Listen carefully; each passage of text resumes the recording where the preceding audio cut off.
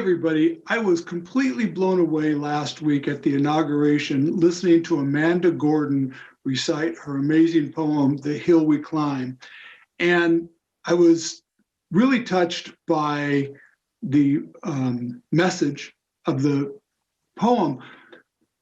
But, you know, one of the downsides of being me is that I'm always analyzing everything, right? And I was completely blown away by her ability to deliver this in such a way that made it so much more impactful.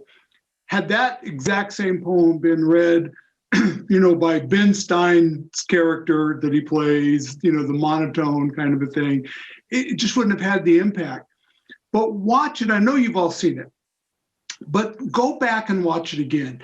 And this time, you know, let it sink in the words because they're powerful. But in addition to that, really pay attention to the technique that she uses. She's so powerful with her cadence, with her timing, her pauses, her volume.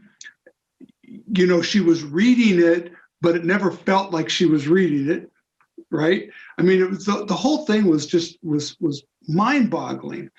And if you watch or you listen as the poem nears the end, it becomes a much more optimistic poem.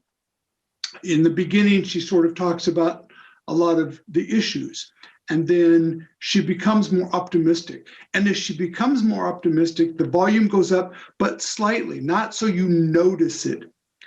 But if you watch for it, the volume goes up and the pace picks up. And as she talks about it, you can feel the excitement in her voice as she's talking about what can be.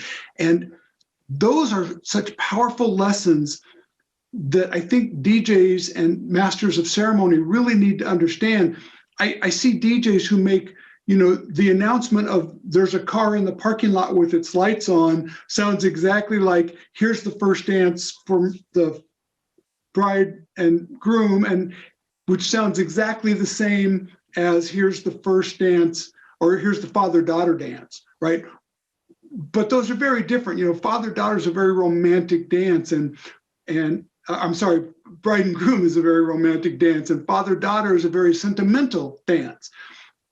So I've seen DJs try to copy other DJs, and I run into this a lot where people say, well, what was the wording you used on something?